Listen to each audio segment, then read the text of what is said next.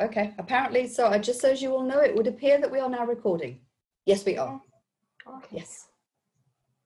So I think that if we stay, I think that just me, Sue and I, just when we talked about the session today, we just thought about the way to organize it, and we thought that if we have a lot of people participating, that we will go into breakout rooms. But I think that we can stay all together. It can be, Yeah. it could be great.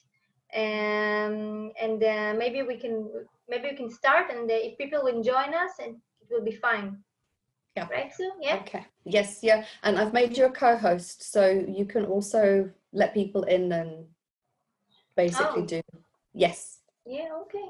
Okay. So welcome everyone to the thematic group of that will discuss resilience when it relates to caregivers. Sue and I will be leading this session. Actually, they didn't give us any direction about how to make the discussion, but we just thought about a way to just to lead the discussion so it could be fruitful and interesting. So we thought about having a discussion and engage in a dialogue just to introduce ourselves, and then talk about two main areas that relates to resilience, the way that it relates to yourself in your own work, and afterwards we have a discussion about the gaps in this topic.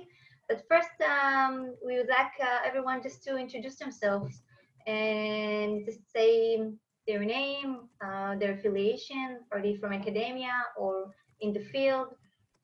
Just to get to know each other, could be nice. Yeah. So I can start. My name is Yafit Sulimani-Aidan, and I'm a senior lecturer at Tel Aviv University in Israel.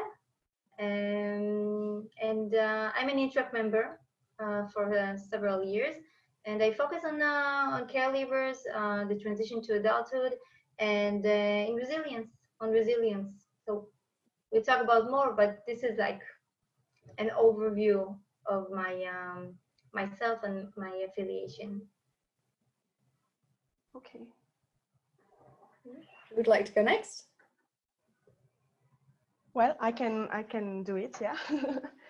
Okay, so I currently work as a postdoctoral researcher from the Canada Research Chair, evaluating public actions related to young people and vulnerable populations.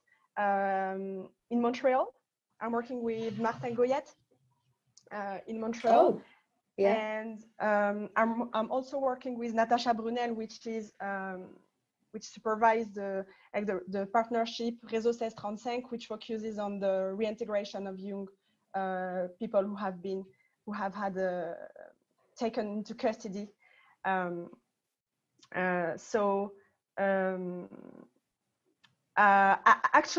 Currently I work on the interactions between young people who have had a care experience and have been taken into custody under the Justice Criminal Act.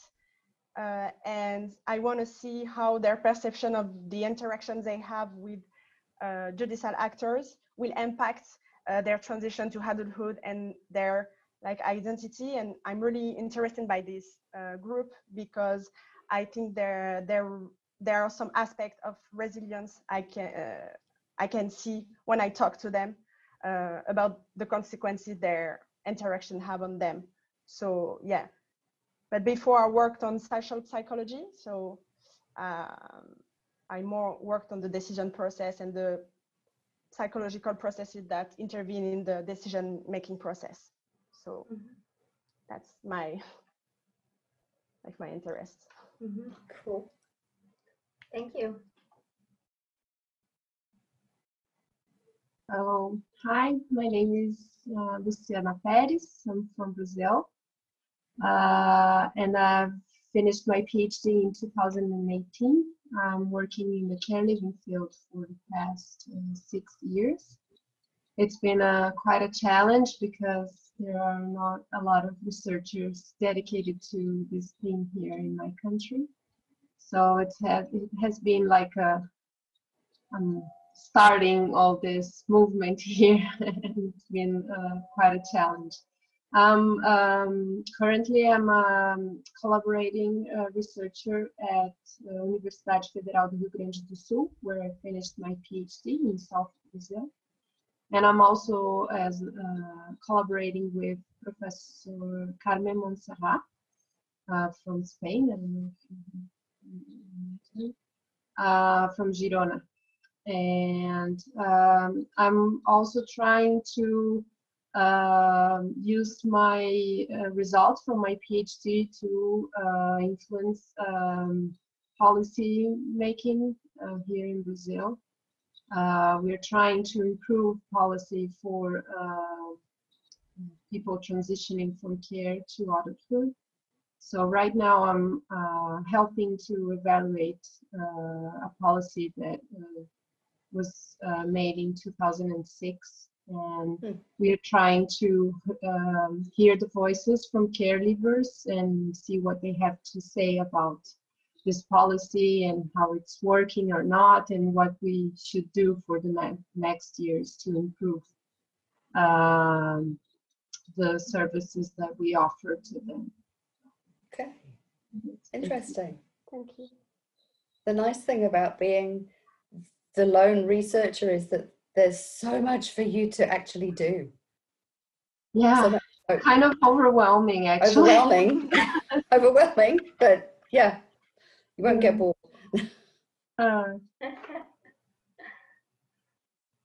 My name is Randy Cordia. I am from Newcastle in the United Kingdom.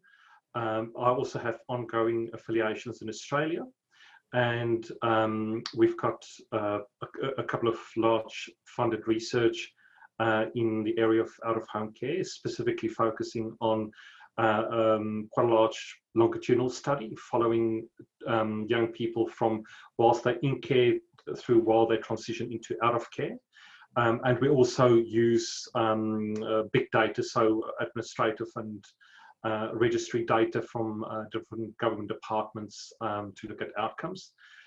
We're quite a large team of over 20 researchers participating in the research, and I've got quite a number of PhD and postdoc students, particularly looking at the area of mental health and resilience. Many other areas too, but I thought to join it because none of them are present here, so that I can take them some news back about what's happening in the field. And so, thank you. And so I'm Sue Bond. I'm a senior lecturer at the University of Johannesburg in South Africa.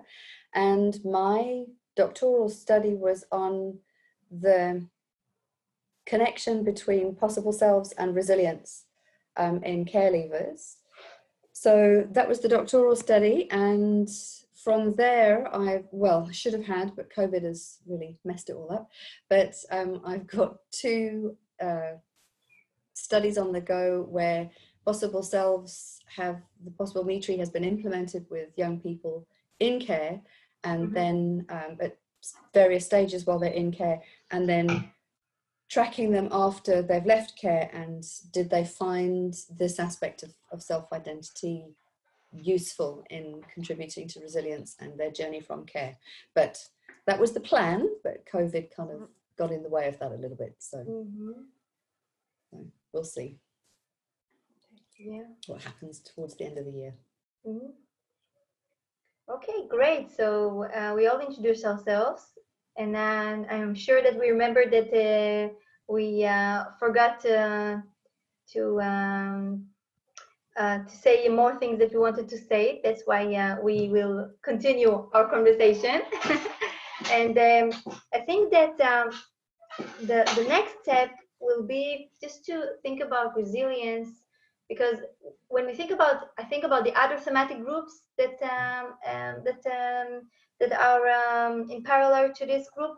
The resilience is a very broad concept. It's very broad, and it relates to every one of us in a very different way. It evolved both in literature and in practice. The way people perceive resilience is very different in different fields. So I think that what it would be very interesting for us to hear from each other is how do each of us connect to resilience in their own work, and how does resilience inform your own work, and maybe what key resilience factors do you relate to in your own work? What is resilience to you in the way you perceive it, or when you think about resilience, what does it mean to you as a researcher or the one that works in a resilient perspective? So I think it's it's a big question, and it takes everyone to the way they perceive resilience, and just maybe helps us to just get a more sense of what we do and how do we relate to resilience in our work. So we will be happy to hear from you. Yeah, it's a very good question, actually. Thank you. We thought about it a lot. Yeah, we did.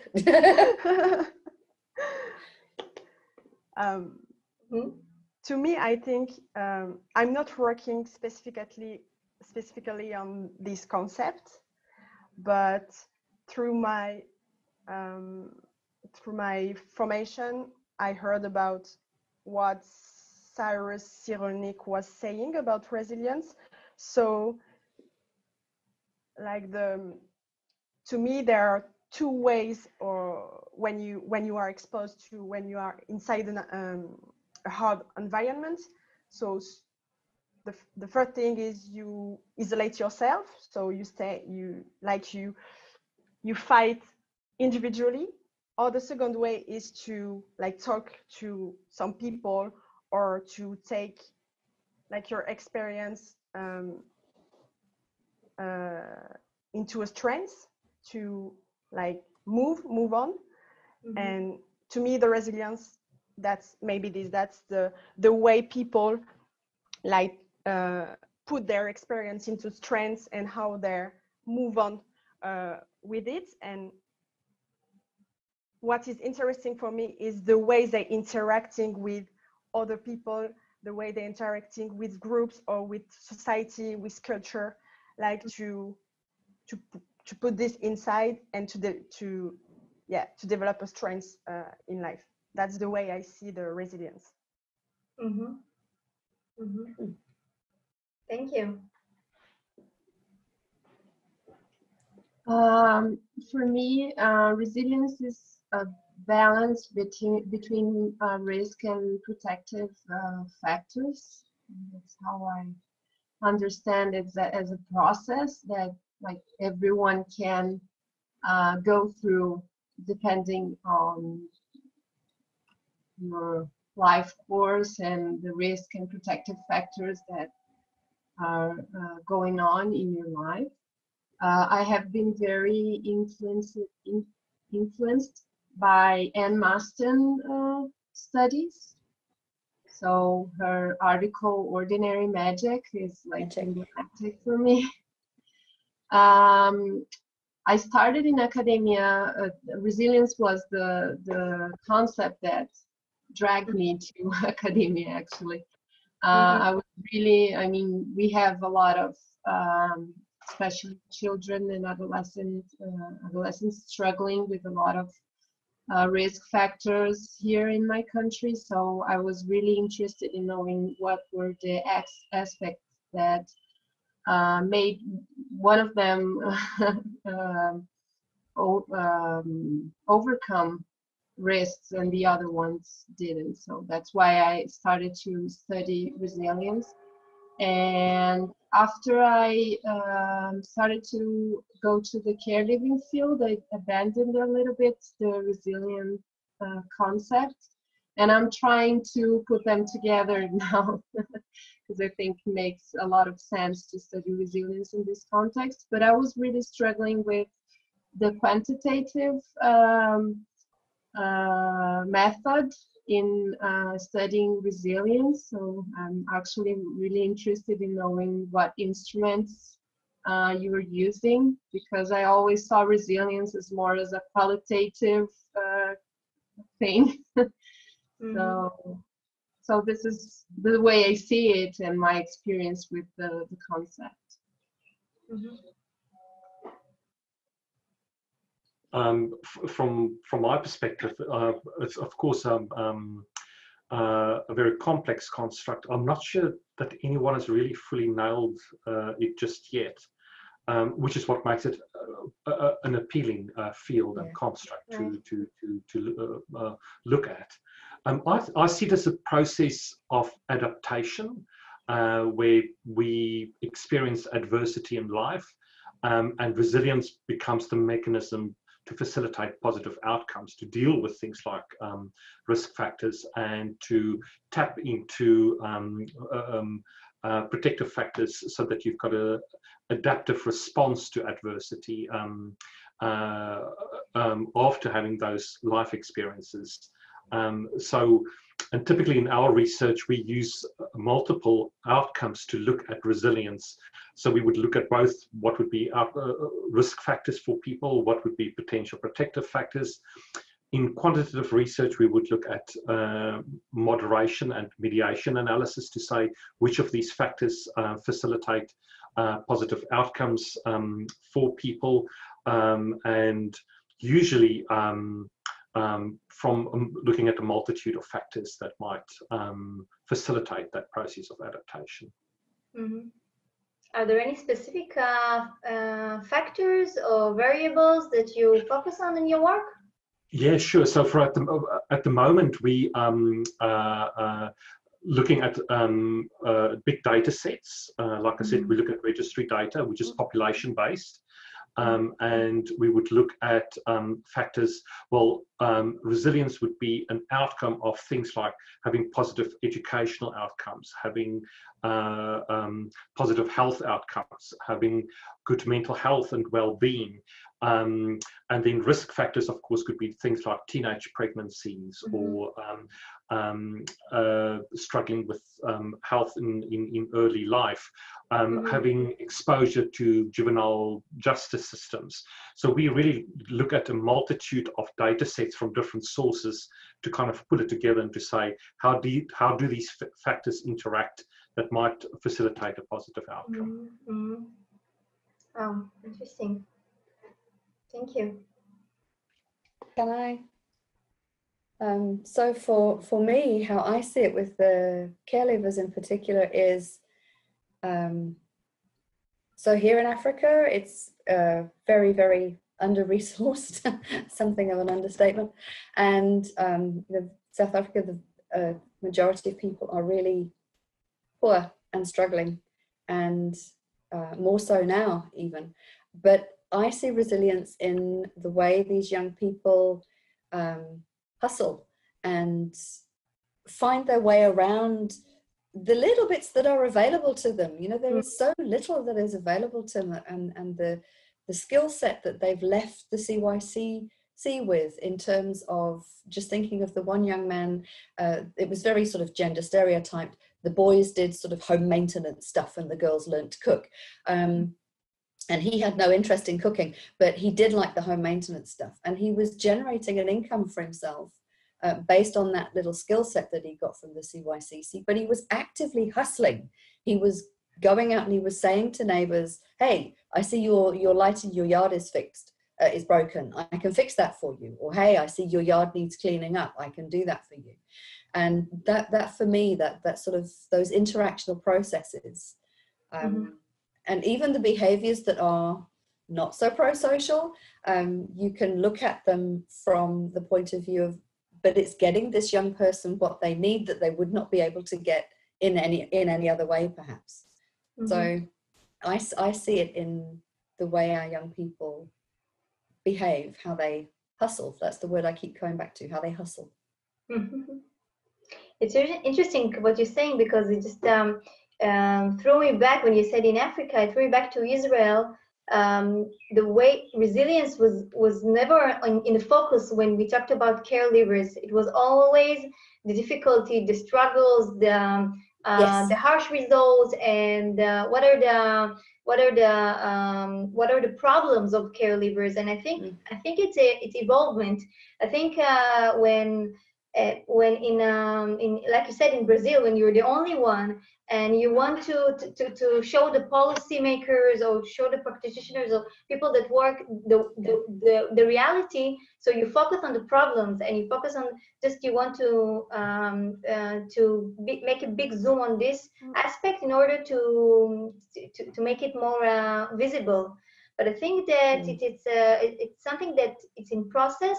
And during the last years, people are more focused on resilience because we know that their fare not so good, they don't fare so well. We know that the outcomes are bad, and we want to look at factors that can be protective and help them during their transition to independent living and to adulthood. And we want to see what are the factors that can help them be more resilient. And for me, resilience is something that I'm still thinking about all the time. When I'm reading it, it's very, because it's a very multidimensional concept, and it, like you said, it involves so many factors and so many processes, and I'm still fascinated about the mechanism. How does it work? Why does it work for some and not for others? And how can we do it? Can it be something systematic? Can we just figure out how it works? It's an enigma, resilience. It's an enigma how to make people more resilient, and why some people are more resilient than others. And I think that during the last 5 or 6 years of my research, there are some factors that just draw my attention as resilient factors, as factors that promote resilience among caregivers. And one of them relates to social support or social capital, especially mentoring relationship, and the way they can support resilience. When we talk about the attachment theory and the way to repair attachment that was not very secure. So mentoring relationship, I think that is one of the focus in Israel also. We have many programs that their main practice or technique is mentoring relationship, and it's in order to increase the resilience of young people. And I'm leading several national programs to support caregivers during the transition to adult life, when mentoring is the focus. So I'm very interested about the mechanism which mentoring helps people to be more resilient. And another factor is future orientation, future outlook, future orientation, the way people, young people perceive their future, and what helps them to be more positive about the future. And this concept, I think, is very interesting. What helps us to be more positive, because resilience and optimism or positive future orientation is very related. People that are resilient are also people that view their future as positive. They're looking forward for the future. So these concepts are very interesting, and I'm very fascinated about this concept of future orientation, and how does it relate to resilience? How can we make people more positive about their future, and then strengthen them? So this mechanism is very interesting, and also sense of belonging, especially for young people in care that are away from their families and are in group homes or in foster families or in residential care or whatever, and then they go back to their families, and what is their belonging, and what is the part of their belonging in their resilience. So I think that when we're talking about resilience, we don't really know what is the concept that we are relating to, because it can be so many things for one person and in the other. And I think it was very evident by all of you presenting your work and the way you perceive resilience in your own work.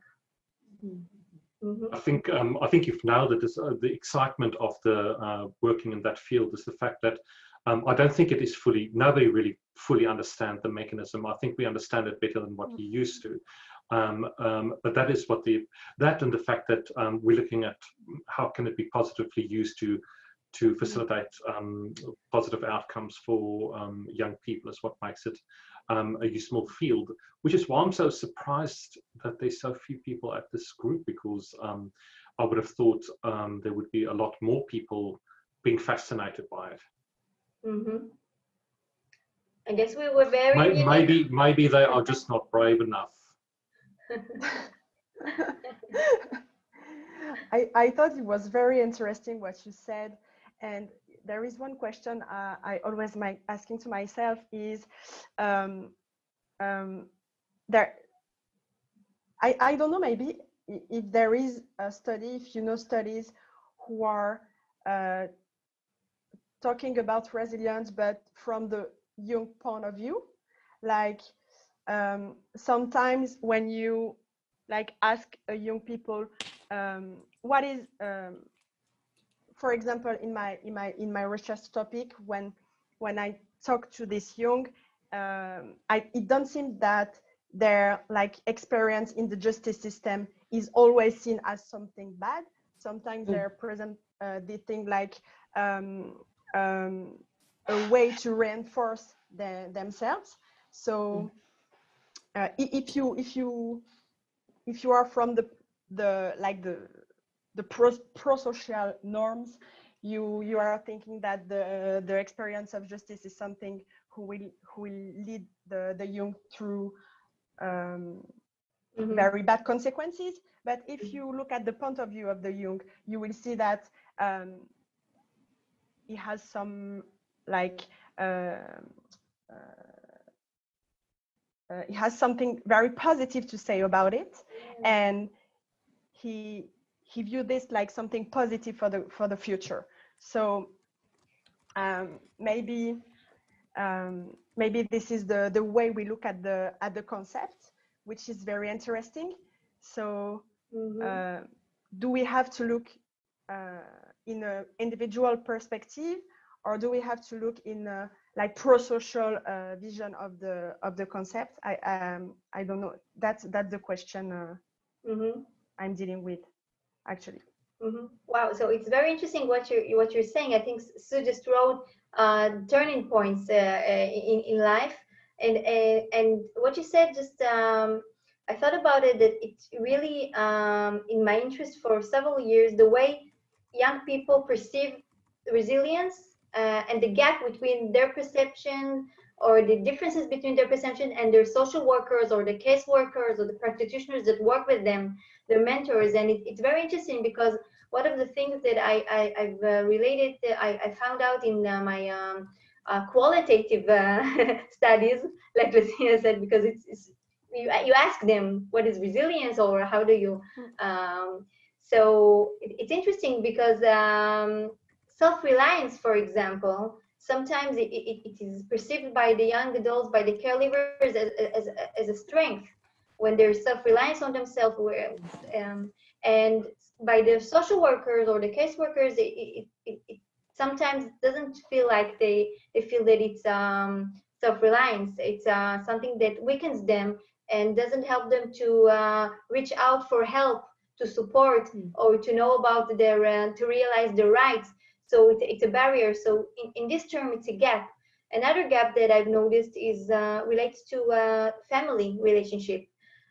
When you think about caregivers that were abused or maltreated or neglected, you think about their family as a source of not as a source of support, but as something that can risk them. But this is the way caseworkers perceive their family sometimes. But when I ask caregivers about their family, they felt that they support them during the transition, and they felt that their difficulties and the way their family's history or their family struggle is a strength to them, because they didn't want to follow the path that their parents went to. So it's like they learned from their difficulties, like they learned from the families what they don't want to be. and it's a strength. Fear possible selves, yeah, that's right. So so if take it to if we frame it into the possible self theory, then it is the whole possible self that I want to see myself, and the feared, and what drives me. Is it what I want to be, what I saw, what is the model that I have, or what I didn't see, what I'm afraid to be, like my mother, like my father, like my brother. It's very fascinating, I think, and thank you for the question. Really, it's I have another like good example of how this difference of how young people see things, and of these turning points that I find out in my PhD, and it was early pregnancy as a protective factor sometimes. Because kept these young girls from drugs, from being involved with other risky behaviors, because they were trying to protect their sons and daughters, and they needed to provide for them. So it was an interesting finding in my PhD that they saw this, like being pregnant at 16, at 17 and 18 as a protective factor, because they had to care for their sons and daughters, and they wanted to make things different from what they lived and the relationship they had with their parents. So it was also interesting how this what we think must be a risk factor sometimes can be a really important protective factor. So I'm sorry, I'm trying to see how to raise my hand, but I can't find the function here. What I'm hearing from this is that the voice of the young people themselves is actually not really coming through. I mean, it's starting to come through in research. Bernie's research is, using peer participants, but actually a lot of what we certainly, if I think about my practice here in South Africa, a lot of the voices that we hear are actually from the adults around the young people, and the adults see early pregnancy as oh no, that's just it now. That's just it. We're never going to finish school. We're never going to do, all the things that we possibly could do. They don't see it. So it would be, I think there's, certainly, I'm thinking about the South African context, much more scope for work with the actual young people themselves to find out what they regard as resilience and how they see themselves as resilient.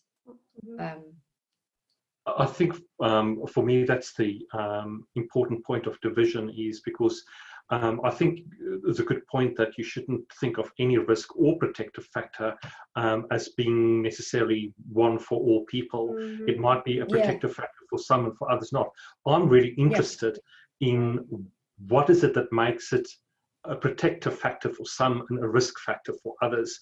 What is it within the person that swivels it one way or the other, and kind of bringing it all together. So I really think the work of contrasting, and because it's a complex, multifaceted construct, I think it's really important to use a multitude of methodologies to examine it, because we need big data, we need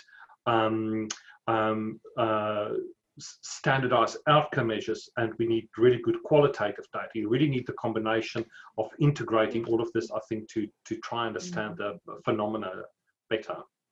Yeah, you're right. Yeah. Absolutely. Wow. It was so very interesting. So you think we should move on to the third session for our We can do, because we're at 5 o'clock, so we've got another 20 minutes left. I think it's good. So so for the third round of our dialogue, we want just to think more about what you feel is missing in the field of resilience. What are the gaps in research or in practice when you think about resilience? Aspects that you've noticed in your own work, gaps that you just want to share with us, or just maybe have a discussion or a dialogue? Because we know, we talked about what is resilience and how do we pursue resilience, and but there is a lot of that we don't know, right? And so what do you feel that is missing in the way, like you shared, some of you just shared some of the findings, and maybe you just look at resilience in one aspect or another. So in the way you are working with resilience, what are the gaps that you've noticed that you think that we should just put more focus on? That would be interesting to hear. Big question. Okay. This is more challenging, right? It's a very big question, yeah. I'll go first. I think there's a huge gap around outcome measurement because we don't understand the construct well enough. I don't think anywhere one has fully succeeded in capturing, from a measurement point of view, the construct well enough, so that, and I'm not saying outcome measurement and standardized outcome measurement is the only way of learning about it, but it's a very important way of learning about resilience. And so I think the big gap is to do like a systematic review of measures of resilience, to see how people theoretically approached it, and then thematically kind of trying to put it all together, because you get people focusing on different aspects in different measurements around resilience across, but nobody's really pulled it all together. So I would be very interested in doing a systematic review on measures of resilience, to say how is it being captured at the moment? How do we, when we measure it, look at it, and what it should look like if you pull the different elements of the constructs together to make up the bigger, so that even if you don't get the full puzzle, that you at least get bigger patches of the puzzle, which I don't think we quite have yet. So I think measurement, because ultimately our results of our research to a large extent is reliant on outcome measurement, certainly from a quantitative perspective, so not from a qualitative perspective necessarily, but certainly from a quantitative perspective. It's interesting. I think, Sue, that Adrian's tool, the YAR tool that you just shared, I think that it is quite comprehensive in terms of trying to grasp the main aspects of resilience, right? Yeah, it seeks to measure resilience over a number of different domains, life domains.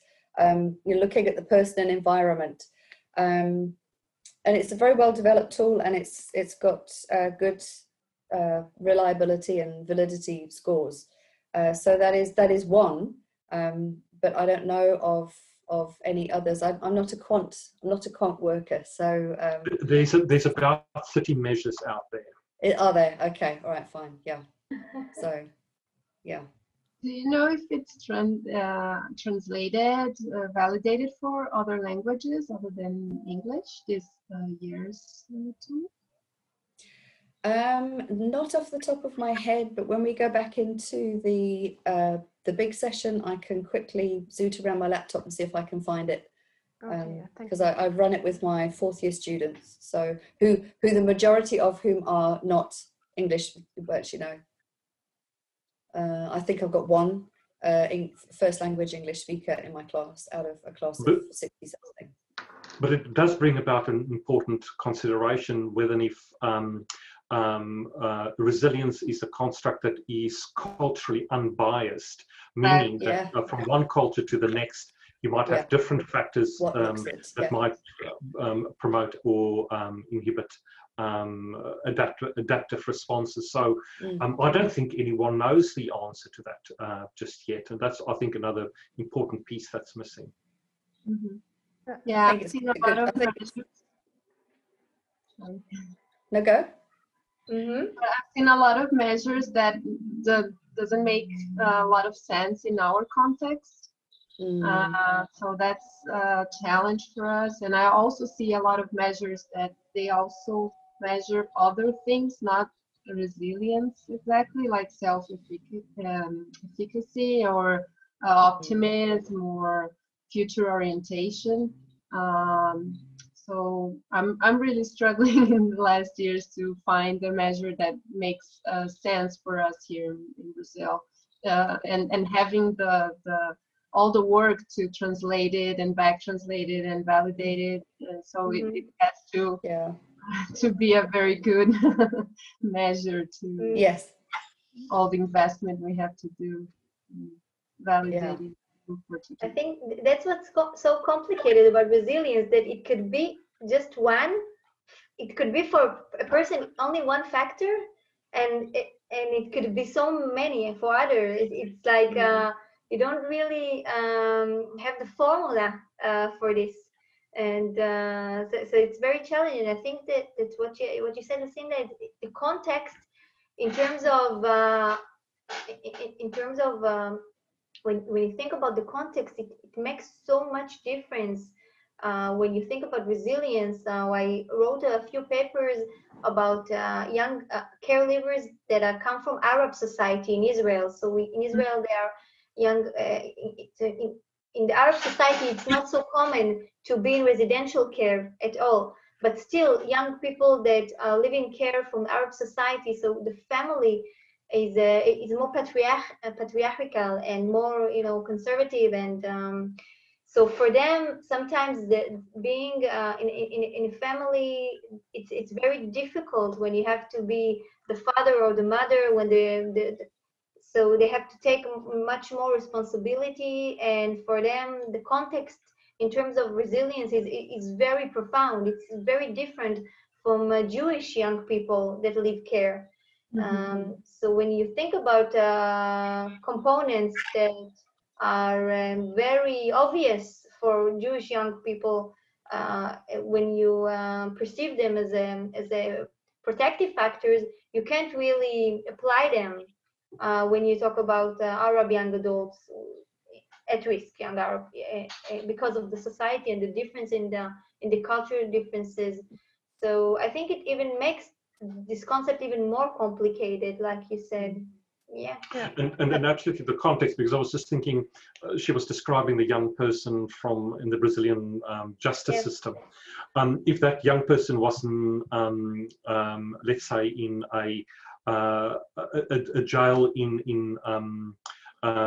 in Russia, the experience might have been very, very different, because there might be torture that goes with it. There might be a whole range of things that where they might have a lot of positive programs within the justice system. So I think it's nearly impossible to separate the environment or the context from the construct of resilience, because I think it's factors within the environment that kind of drives and promotes the development of resilience.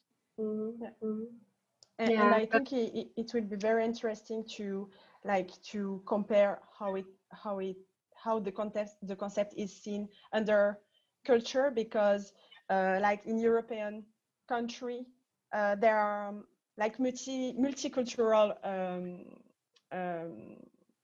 individuals.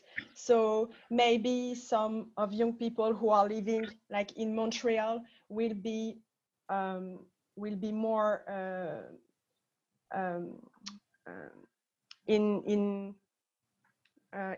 will be more in the direction of how is it going in another country. So to me it will be very interesting to make a research when we look at the perception of young people, and when we ask them about not directly about the resilience, but how it is important for them to build their future, what do they need, and immediately and in the future, because it's a process, and to see if there is some pattern on the factors who are mentioned, and the several ways to see one factors too, like family or like multiple way to see the future. So yeah, I think Yeah, and for me, it's really important to look at the concept through this regard. Mm-hmm. So. Mm-hmm. So just added that it would be interesting in what makes a person resilient in one situation and not resilient in another situation or time in their life. Yes, you're right. The time.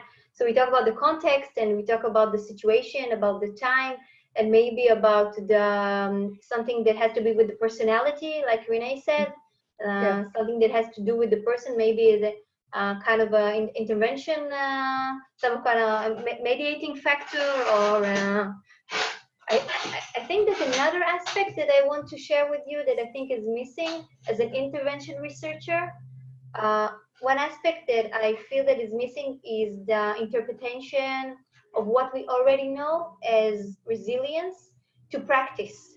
I think that there is a gap also there. So we've gone some way in terms of research, what we perceive as resilience. And there was a lot of work done. And I think that the transition into practice and the way we use what we know in practice in order to promote youth resilience, I think it's still far behind.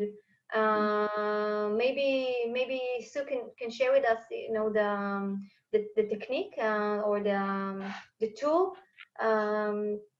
that you worked in your PhD, but I think that there are there are not enough practical tools or manuals, or I don't know, just something to help the practitioners to translate what they read into practice.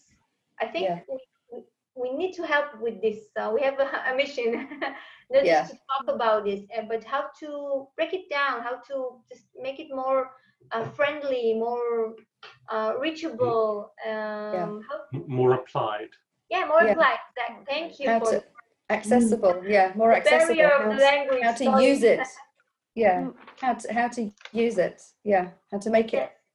Is how to use it, and I think user-friendly. In some areas we have this in some concept of resilience, like you said, like possible selves, or you know, just to some theories are more applied, but most of them are just like theories. They're not applied. They're not friendly enough for the practitioners, and it's I think it's a pity, because we're doing this because we have an aim. We want to help the young people to be more resilient, and I think there is like still work to be done in this area.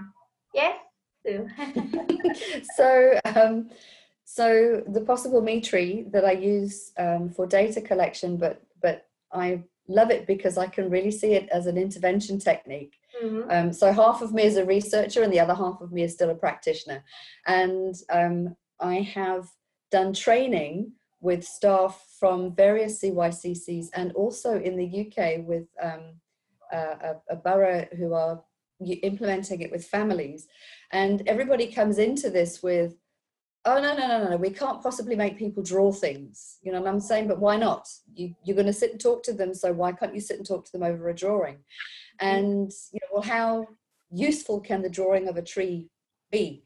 And so my training with people is actually the people sit and do this thing themselves. They work in partners and they do these things themselves. And once they actually get beyond that, I'm a grown-up, I don't draw things, they really engage. My experience is that people have really engaged with this and they've actually come to see the value of it. It's a very, and you need a piece of paper and a pen. It doesn't have to be expensive. Again, I come back to the fact that Africa is extremely under-resourced. If I had to go in there with the sort of like box of tricks and say to people, you know, you need this bit of equipment, you need that bit of equipment, and you need such and such, they would just say, no, thanks, can't do it. So we do need sort of practical, applied tools that practitioners can use, because the danger for me with everything that we know about resilience is that we can identify, I don't like to use the word label, but we can identify a care leaver as resilient. And they might well be resilient in that context at that particular time. But when they leave the care system, in South Africa, there's very little in the way of support for them when they leave. So they might continue to be resilient there. But if they don't continue to be resilient there, and we've just said, oh, okay, fine, this one's fine, they're resilient, off they go. Yeah. We've put that young person at risk by not understanding what makes people resilient in one context and in another. But we do need those practical, easy to use instruments, tools, call them what you will, for practitioners to use. It does speak to the fact to how amenable is it to change resilience, meaning, I mean, that's really important to understand, isn't it? Can you actually change or influence it? We think we can, but we don't know for sure. Is it like a personality trait that's fixed and very difficult or resistant to change? Or are there certain techniques that we can develop that would promote resilience? Yeah. Yes, it's another question. Wow, so many questions. I think that we had a very fascinating dialogue between us. We always start these sessions when you're just a little bit insecure about this. And I think that we just proved that we're in the right group, right? Resilience is fascinating as we thought. And I think that it's a good time to end the discussion and just to make a closure and thank everyone for sharing their thoughts and ideas and just to we're engaged, and I think it was very, very interesting. I learned a lot from all of you about the way you see resilience, and just your own work, just to get to know each one of you. It was very interesting. And thank you very, very much, Sue, for leading this with me together. And thank you. Good to be with you. Nice to see everybody. And it was really great that you locked the meeting, because we have so many people that wanted to participate. So it's great that you locked it on time. There we go. Okay. Nice to meet you. Thanks, nice to see you in the next session. Bye, everybody. Bye. Bye. Bye.